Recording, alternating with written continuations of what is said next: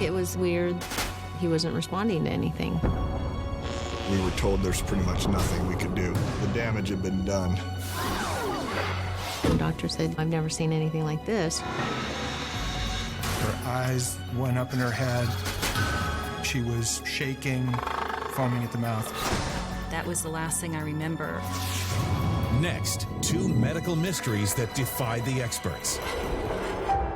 5-month-old Carson Colt seems like a healthy baby in every way, until his parents experience what can only be described as the shock of their lives. I couldn't believe it. Horrifying is a perfect word. It was probably one of the scariest things I ever saw, and his tongue was just bleeding and bleeding.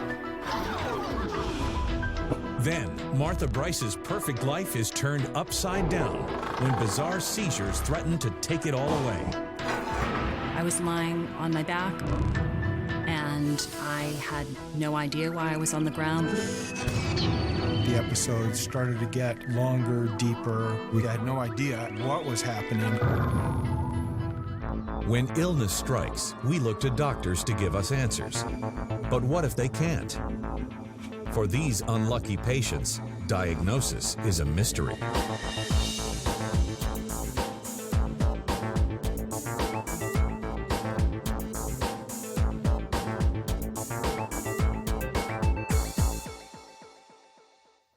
In the fall of 1988, Jeff Colt was a college freshman in Walla Walla, Washington, when he stepped into a local campus hangout and experienced what can only be described as love at first sight. I saw a beautiful woman and figured I'd try and get a date. Her name was Dina Hernandez, also a freshman, and she was just as smitten. He had these big blue eyes, you know, blonde hair, and he had this cowboy hat on, and it was those eyes that I fell in love with at first. Jeff and Dina date for the next 4 years, and by the time graduation rolls around, they know they're ready to spend the rest of their lives together. About a year after we got out of college, we got married. It was a small wedding, just friends and family. It was just a very nice little ceremony. Soon after, the young couple moves to Seattle. Dina lands a job as a fitness instructor, and Jeff works as a security guard while studying for his master's in education. But both are eager to start a family. We started having thoughts about having children when, I was about 30 years old. I thought it would happen right away, and it didn't. A year went by, and I still wasn't pregnant. Dina and Jeff are disappointed, but hoping for the best, they forge ahead and buy a new house with room for 3. Then, just a few months after moving in, they get the news they've been waiting for. When I found out I was pregnant, it was very exciting. It was kind of scary because I was like, oh, okay, I am pregnant, so what's going to happen now? Dina sails through the pregnancy, and on August 22nd, 2003, she goes into labor. It was about 3 o'clock, 3:30 in the morning. She's like, my water's breaking, we need to go. So we rushed down to the hospital. I can remember her grabbing my hand and digging her nails in. I made a comment like, hey, that kind of hurts. And she's like, you don't even know what hurts. At 11:30 that night, after 20 hours of labor, their son enters the world. When he finally came out, I was just relieved. Jeff started crying, and I started crying. We named him Carson just because I wanted kind of a rugged name. The baby weighs a healthy 8 pounds 3 ounces, and in the eyes of his thrilled parents, he seems perfect. He was just a calm, happy little dude. They handed him to Mom and snuggled up, never cried, and that's like, sweet, we got a content little baby here, 2 days later, on a hot August evening, Jeff and Dina bring Carson home. But within just a few hours, their healthy baby seems to take a turn for the worse. He was really fussy and he looked red in the face. So I took his temperature, and it was about 101. He was definitely running a fever, and we weren't sure if it's because of the temperature of the house, and we had him wrapped up. And so I called Dr. Christopher's office, and they said to check his temperature all night. They did say it's a little warm outside, so kind of keep him, bundled, but take off some blankets and see if that's okay. He cooled down a little bit that night. He was probably about 99 before he went down. But in the morning, Dina and Jeff are faced with a frightening new development.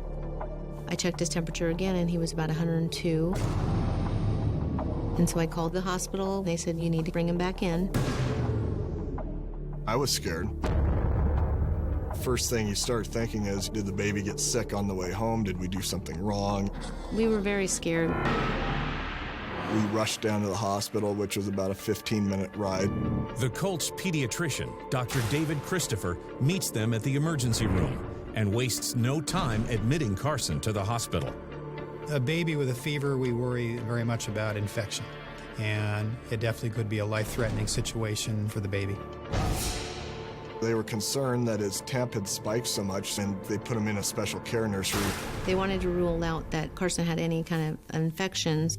We got a blood culture, and we also included a spinal tap to look for evidence of meningitis.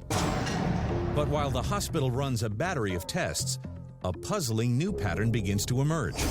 Although the doctor is able to bring Carson's temperature down to 99 degrees, it doesn't stay down for long.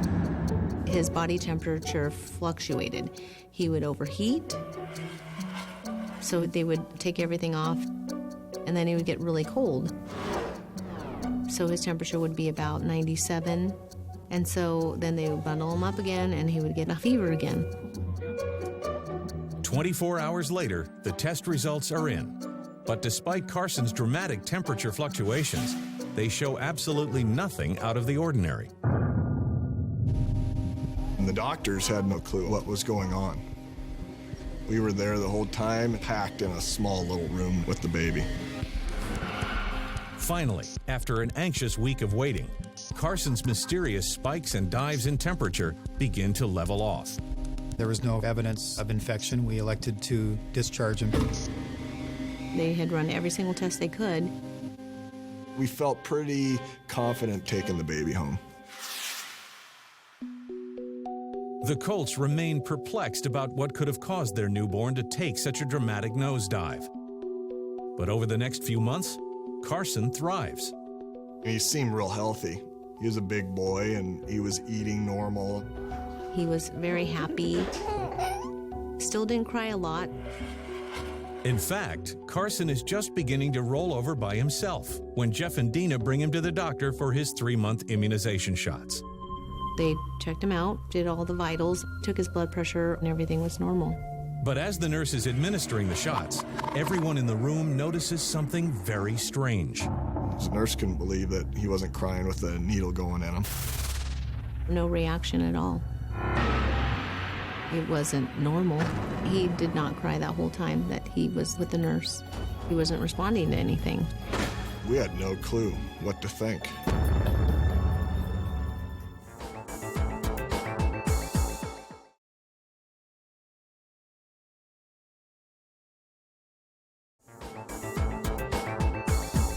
At a routine checkup, 3-month-old Carson Colt stuns his parents and doctor when he shows absolutely no reaction to a series of painful immunization shots. The doctor was pretty amazed that he wasn't screaming or yelling with a needle going in him. But other than his mystifying indifference to the shots, Carson seems perfectly healthy. We really couldn't isolate any particular reason why he would act the way he did. He went through it like a breeze. No crying or complaining or anything. At that time, he was a thriving boy. He was growing and gaining. The Colts take Carson home, and his parents are delighted when, just a few weeks later, their son's first baby teeth begin to come in. He wanted to chew on everything. We thought, okay, well, he's teething. He was doing what a normal kid does. And it's not long before Jeff and Dina notice an unusual-looking sore on his tongue. He started to develop this little white, it almost looked like a white canker sore. That next week or so, it started getting bigger, and it didn't look good. The tongue got really white, and we were really concerned. Alarmed, Jeff and Dina take Carson back to see Dr. Christopher. He had significant amount of inflammation, and we were really quite concerned that he had some significant damage to his tongue. I thought this was just a variant of teething. He asked, has he been crying? Has he been cranky? And I'm like, no, he's been fine, and it hasn't affected him eating. A canker sore, it hurts, and he's fine. It didn't even bother him. We were asking him, is this normal? He's like, no, I've never seen this before. The doctor believes the lesion is simply a result of their son rubbing his tongue against his teeth. But he assures the Colts that once Carson realizes it's causing him discomfort, he'll stop doing it, and the sore will heal on its own. We tried to keep something in his mouth almost at all times, those little baby chew toys and stuff like that. But it seemed like, he would get bored with that. It was very frustrating, and there was nothing we could do. Dina and Jeff do their best to put their worries behind them, confident that Carson will simply outgrow the troubling habit. But nothing could have prepared them for what their 5-month-old does next.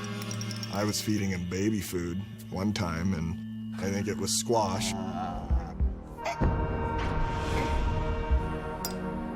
Jeff said, Dina, come here. And so I ran over, and then Jeff picked up something that was on the tray. It looked like a piece of hamburger. It was the tip of Carson's tongue. It was probably one of the scariest things I ever saw, and his tongue was just bleeding and bleeding. We didn't know what to do. We were just shocked. He did not even react to it. No reaction at all. No watering of the eyes or no crying or anything. Horrifying is a perfect word. Jeff and Dina race Carson to the hospital, where Dr. Christopher is on hand to examine him. Quite a substantial amount of his tongue was gone on the right side. I think it might have been as long as half an inch and probably a quarter inch across. We asked, is it going to heal? Is it going to grow back? We were told there's pretty much nothing we could do. The damage had been done. He seemed to be unaffected by his loss of part of his tongue. He was manifesting also some behaviors that we thought were a little bit unusual. Dr. Christopher is baffled by Carson's bizarre injury. All he can do is send the Colts home with an ointment that will help the remaining part of their son's tongue heal. Horrified and confused, Dina and Jeff are left groping for answers. We were just trying to figure out why he wasn't reacting to what he just did. That was a very scary thing for us. It was just unimaginable that he never cried. I couldn't believe it. That must have really hurt. So, why isn't he crying?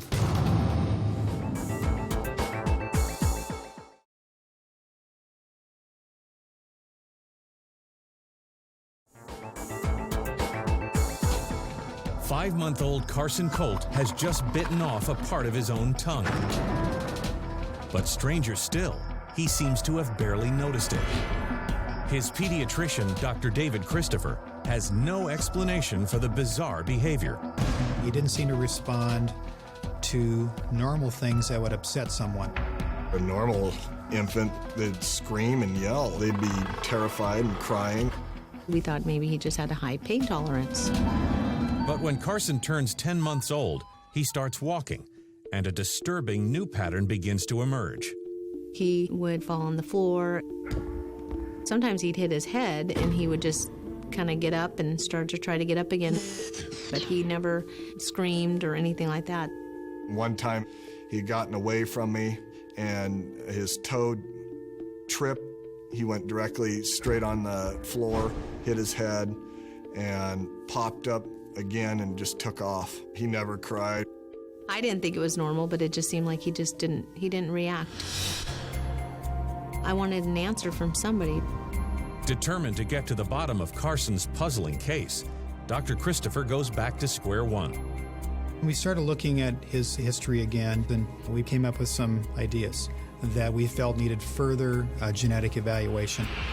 Desperate to find out why their son keeps putting himself in danger, the Colts quickly set up an appointment with a genetics specialist at Children's Hospital in Seattle. I wanted them to find out what he had and to tell me what I needed to do. In the genetics office, they looked him over, looked at his tongue, everything, and asked us questions about everything that had gone on with him. The doctors suspect that there may be something seriously wrong with Carson's nerve fibers. But to confirm their hunch, they must first biopsy one of his nerves. They scheduled a surgery with Carson to extract a nerve out of his leg down by the Achilles tendon. It's a sensory nerve that if you biopsy it is one of the standard tests that's done to look for diseases of nerve fibers. As his parents wait anxiously, 12-month-old Carson is wheeled into surgery and put under anesthesia. We wanted to know what he had, but I also wanted it to kind of come back and say he didn't have anything. But I knew there was something there. It was just a waiting game, very stressful. I just needed to know. And then when they were done, they brought him into the room, and we stayed with him until he came awake. We got to go home after that. One long week later, Dr. Christopher calls with the biopsy results and a shocking diagnosis.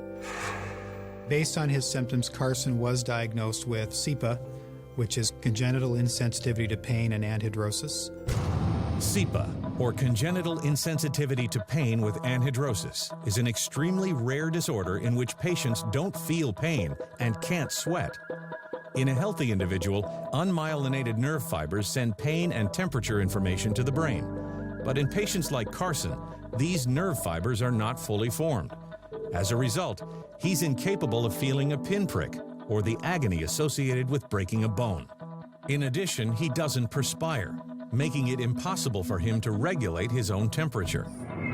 In that biopsy, they were looking for the presence of fibers that send messages from the area of sensation to the brain. They're all over the body. In Carson's case, they found that he had a dramatic drop in his unmyelinated fibers that serve your pain and temperature sensation. As a youngster, you will learn that if you touch a fire, you're burned, you won't touch it again. Carson doesn't learn that because there's no pain associated with him for him. He has all the apparatus there, but he doesn't have a way of transmitting that information to his brain. When they told us, it was a shock. He could fall down, hurt himself, and we not even know he's bleeding internally. But Carson's insensitivity to pain is just the half of it. Of even more concern to doctors is the fact that the 12-month-old is incapable of sweating. When you're running, and your body senses that you're getting hot, you will start sweating. As a result of sweating, you cool down. That's a normal mechanism your body uses to protect your normal core temperature. And he's lost that ability.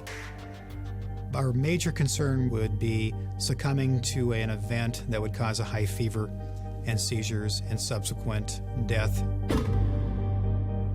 I was very scared. I didn't want him to have this. I was like, how is his life going to be? What's going to happen to him? I wish, he didn't have this condition.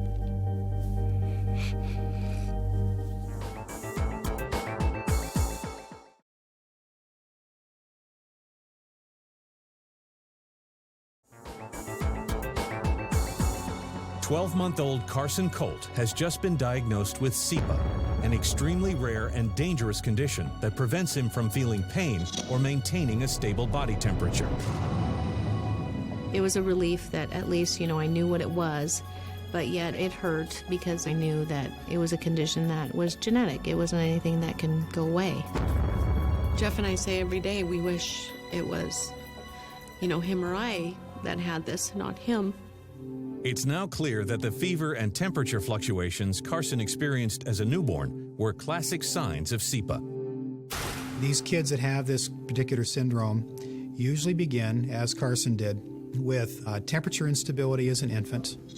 If he's in an environment that's too hot, his body cannot respond by cooling with sweating. And Carson's inability to feel pain explains what seemed, at the time, like a mysterious indifference to injury. Children that have been seen with CIPA also have what appears to be lack of response to noxious stimuli such as needles, such as IVs. The teething injuries were also a direct result of SEPA, which deprived Carson of a critical warning system. His ability to withdraw from something that's painful is diminished, and any kind of impact doesn't bother him in the least. As his tongue became abraded by his own tooth, he didn't seem to be upset by that, and even at one point he actually bit the edge of his tongue off. And that was a strong sign that he just wasn't responding to pain in an ordinary way. I can't imagine going through life without pain, because pain's there for you to know what your boundaries are.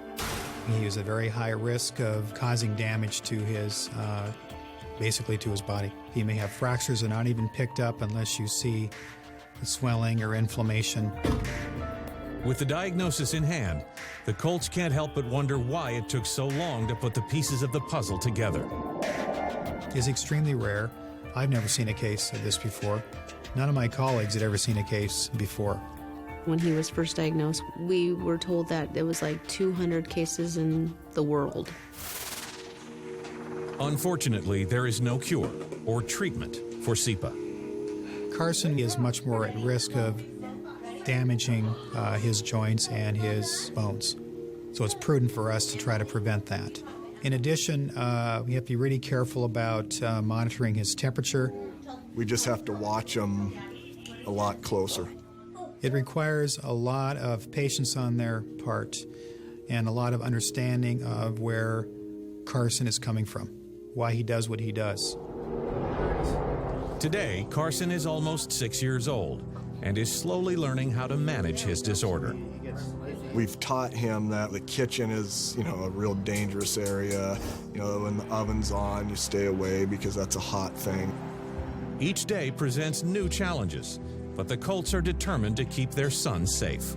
When it's very cold outside, we need to make sure that he is bundled up, because he gets really cold because his body doesn't regulate the temperature. When it's hot outside, we have a cooling vest for him. We call it a superhero vest, and it has cooling packs that we put in the refrigerator. Dina and Jeff have done a great job with Carson. They have become their own experts on SEPA. They know quite well how to manage things. My wife gave up her job at the hospital and decided to stay home and make sure that, he could be watched, 24/7. Go that way. Go get it. Carson's doing great. He is still such a happy boy. He's going to be 6. Each year has gotten better and better. He's been able to do more and more things just because he has more and more understanding about what can happen and how things happen. You just move forward. You try to do the best you can for your kid. I just want my kid to be happy. While Carson Colt's symptoms set in the day his parents brought him home from the hospital, Martha Emmons was the picture of health until a sudden and terrifying disease threatened to take it all away. At 32 years old, Martha Emmons was living in Wilton, Connecticut, and was at the peak of her career as a healthcare consultant. I had been a very healthy, energetic person my whole entire life. I was working across the United States, traveling about 80% of the time. It was a very busy time, but I was very much passionate about my career. In January 2000, Martha takes a long-needed break from work and heads to Las Vegas with her boyfriend, Phil Bryce. I had about 4 hours to kill and decided it would be nice to see the Hoover Dam. I was particularly struck by the visual image of the electrical wires to the dam, which were massive. And Martha was taking pictures because it was sort of an interesting geometric shape. So I got up very close to the wires to snap a photo. As soon as I snapped the photo, I knew something was very wrong. Martha turned to me and said, "I feel strange." He said the next thing he knew, I turned my head to the left and my eyes rolled up. And he said he knew when he was looking at me that I was gone. Her head bobbed back, her eyes went up in her head, and she started to fall over, which was incredibly scary. And she began to shake. Martha's violent convulsions draw a crowd, and Phil frantically shouts out for someone to call an ambulance. She was shaking, foaming at the mouth, and I feared something terrible was wrong. But after a frightening 2 minutes, the tremors suddenly stop, and Martha opens her eyes. I was lying on my back on the concrete sidewalk, and I had no idea why I was on the ground. 15 minutes later, an ambulance arrives and rushes Martha to the nearest hospital. What I really remember is being scared and panicked and consumed with concern for her. At the hospital, Martha is admitted to the neurology department, where Phil carefully describes what he saw to the medical team. I was able to tell the doctors exactly which way she looked and when her eyes rolled back, and they told me that I had described a classic grand mal seizure. A grand mal seizure can be caused by any number of conditions, some of which are life-threatening if not corrected. The doctors were looking for tumors in her brain, blood clots, malformations in the blood vessels in her brain, aneurysms, and I feared for the worst that something terrible was wrong.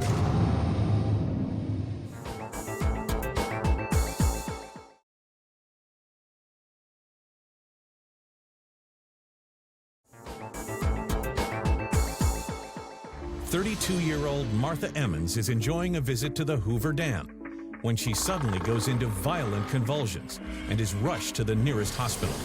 Now, doctors are running a series of tests to determine what could have triggered the terrifying seizure. They did brain CAT scan and MRI to check for brain tumors, and they did a panel of blood tests as well. They used flashing lights to try to induce another seizure so that they could be reading what was going on with me. But the doctors are unable to provoke another seizure, and every test they run comes up empty as well. At the end of the 4 days, they said they couldn't find anything. The neurologist told me that approximately 10% of the population suffers a one-time seizure during their lives. The conclusion was, sometimes people have one seizure, we can't find anything wrong. As long as you don't have another one, it's okay. I was placed on anti-seizure medication, and I was advised not to drive a car for 6 months. Upon returning home, Martha does her best to carry on as usual. But any semblance of normality is soon shattered. 6 days later, while she's sitting in the kitchen, Martha experiences a disturbing sensation she's never felt before. I thought I was going to black out, and then almost as suddenly as the feeling came over me, it went away. Worried that the near-fainting episode could be related to the seizure, Martha immediately makes an appointment with a neurologist. He tested my reflexes, he tested my vision, and spent about 45 minutes testing all of my neurological function. But after performing a thorough examination, the doctor can't find a single thing wrong. He thought that perhaps I was having some lightheadedness from not eating. He simply seemed to think that this wasn't a problem and that I should just make sure to eat every day, and especially at breakfast. But despite eating 3 meals a day, Martha continues to experience episodes. And it isn't long before her colleagues begin to take notice. I was having the near-fainting episodes sometimes daily or every few days. I would feel as if everything was going dark and as if I were about to pass out. And I was having a hard time focusing on the conversation I would be having with clients. It was just kind of a pause in the conversation. She would just pause and focus on something until it passed. I made sure the conversation with the client was still going strongly, even though she appeared a little distracted. I was always wondering, did they notice that? She was concerned that people would think badly of her, that they would think she was acting strangely. Martha tries her hardest to manage the puzzling symptoms and soon discovers a trick that seems to minimize the attacks. I would lower my head because that always seemed to make the episodes go quicker. Baffled by the episodes, but convinced that nothing serious is going on, Martha and Phil do their best to get on with their lives. Life was so busy with travel and work that I kept thinking, I'll get to a doctor. But I didn't even really know what type of doctor to go see. In the back of my mind, I can remember, because my doctors weren't concerned, that I shouldn't be concerned. It kind of worked into the fabric of our lives, if that makes sense. 15 months after the horrifying incident at the Hoover Dam, Phil and Martha exchange vows before a small group of family and friends. We were married in Weston, Connecticut, by Phil's brother, who is a minister. I was really excited to move in together and make that commitment. Life was good. When we got married, we made the decision to be open right away to having children. 6 weeks after we were married, I learned that I was pregnant. My husband and I were very happy to find out that we were able to get pregnant so quickly. And the pregnancy has an unexpected and mysterious side effect. During my pregnancy, the near blackouts went away entirely. And the whole idea of them, I think, just dropped off the radar. I think we were consumed with what was coming, on our family growing and making plans for that. The next 9 months fly by, and on February 2nd, 2002, Martha gives birth to a healthy baby boy they named David. It was a great day when my son was born. I was just thrilled to be a new parent. I was so busy being a mom and not thinking about the near passing out episodes at all. When David is 3 months old, Martha goes back to work. But within just a few days, the near fainting spells return with a vengeance. I was disappointed. I didn't have any expectation that they would ever start again. The episodes started to get longer, deeper. Sometimes I would have 3 or 4 episodes in a day for a few days in a row. It's a rude awakening. But Martha can hardly contain herself when a disturbing new symptom begins to emerge. I was having trouble recalling things such as a client's name or the name of an organization or a hospital where I was presenting. She was definitely different. She was not nearly as sharp. She would have trouble remembering things. It was embarrassing. I compensated by making myself cheat sheets to get through the day. The symptoms were back and they were kind of building, and she was just more and more concerned about them. She couldn't think as clearly or as well or as quickly, and it started to concern her at work that she wasn't doing as good a job.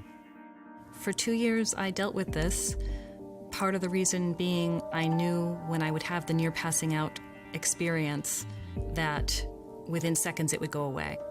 There always seemed to be an explanation for being tired or not being able to think straight. But then one morning, when David is 2.5 years old, an incident occurs that turns Martha's entire world upside down. I was sitting in my living room with my son, and I was eating breakfast, and he was playing. I took a bite of my cereal, and I remember standing up to go into the kitchen. And I remember a heaving sensation of my chest and my upper extremities.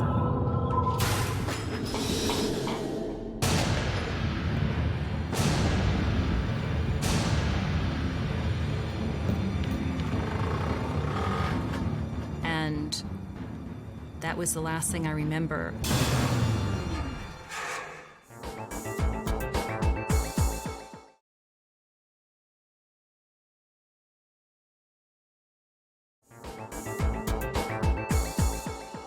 While home alone with her toddler son, 37-year-old Martha Bryce's worst fear comes true.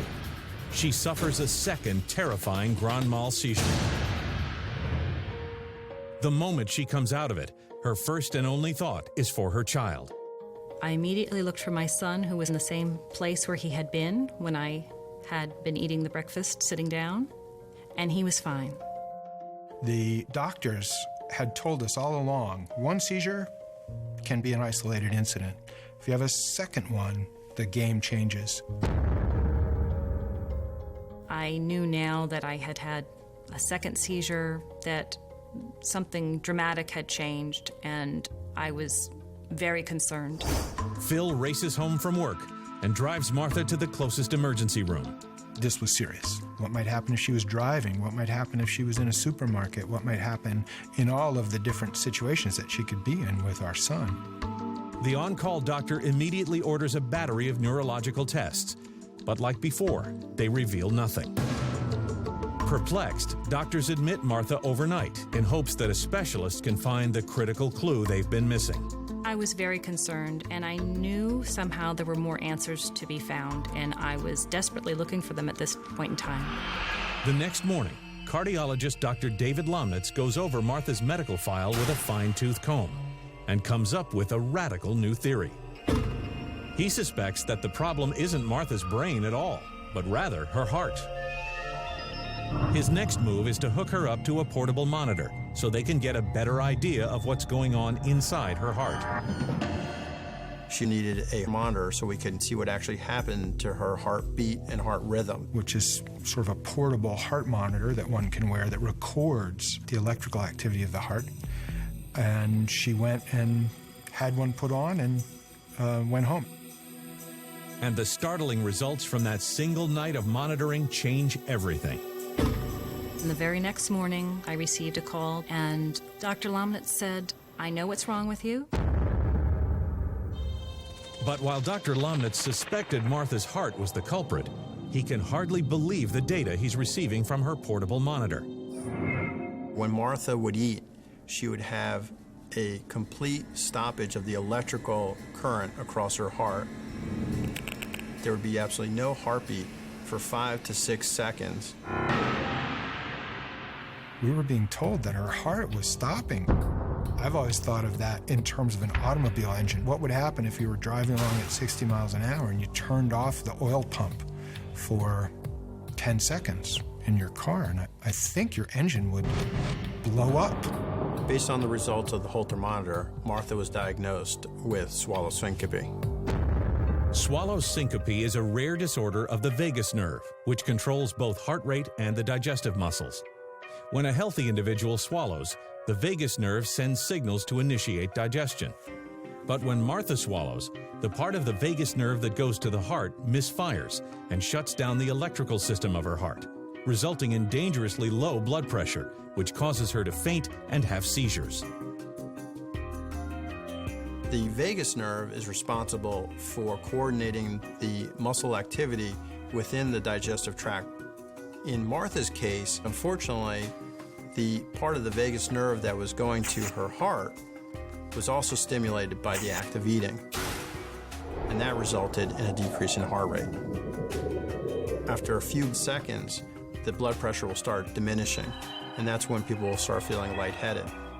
If there's a lack of blood flow to the brain for a long enough period of time, without oxygen, the brain will have a seizure, and that's what happened to Martha. Everything was falling into place. The seizures and the dizzy spells now made sense as one consistent picture. The near passing out seemed to be explained very easily by the lack of blood flow to my head during those moments when I was eating. It's more likely to occur within the first few bites as that vagus nerve is stimulated for the first time. After a few moments of diminished blood flow, her body would usually self-correct. My heart was stopping for between 5 to 10 seconds at a time, and then the heart spontaneously starts beating again. There's probably some inhibition in the brain that sort of adjusts after the first few bites. But Martha's trick for getting through the episodes may have actually helped to prevent even more seizures. Patients who feel lightheaded, they have a natural instinct to put their heads between their legs. By using gravity to help the blood get to the brain, she can alleviate her symptoms. The frequent memory lapses were also most likely an indirect result of Martha's condition. Theoretically, maybe these small cumulative episodes of lack of blood flow to the brain lowered her cognitive function. But Martha's still unclear as to why swallow syncope seemed to produce no symptoms whatsoever during her pregnancy. The blood volume is increased during pregnancy. This would allow for more blood to reach her brain. And during pregnancy, women tend to have a higher resting heart rate. The combination of those two probably resulted in an alleviation of her symptoms. We were finding some answers to what had been going on for so long. I'm very thankful for that. Although Martha and Phil are relieved to finally have a diagnosis, they can't help but wonder why it took more than 4 years to get one. Swallow syncope is always going to be a challenge to diagnose for any physician. In medical literature, there have been approximately 50 case reports of swallow syncope. It's so rare that physicians tend not to have come across it, and that right away makes it easy to miss. And because the disorder is so rare, there's much about it that doctors still don't understand, including its cause. We're not sure what triggered this condition for Martha. There was some thought that this was a congenital disorder and that somehow the seizure, had caused it to become worse. But we weren't really sure why it happened. Although questions remain about the origin of the condition, its potential hazard is life-threatening. Undiagnosed, swallow syncope can be devastating. If the seizure goes on long enough without breaking, there could be permanent damage to the brain. If you have multiple episodes of seizure activities over a long enough period of time, that can also cause permanent damage to the brain. Although there's no cure, the debilitating and dangerous seizures can be prevented by installing a pacemaker to jumpstart Martha's heart whenever it stops. I was very nervous about the procedure. That was a scary time when I worried that something might happen to her before we could get the pacemaker in. On January 4th, 2005, she undergoes the surgery, and Dr. Lomnitz pronounces it a success. Today, Martha is symptom-free and back to her old self. From the first day that I had my pacemaker implanted, I have never had another near passing out episode ever again. I feel grateful, relieved, and extremely lucky that we are where we are. I'm doing great today, working on a daily basis and being with my family and feeling very good. I've always appreciated my wife. I feel very lucky to be with her. But I think that having gone through this and having felt the risk of losing her has only made me more appreciative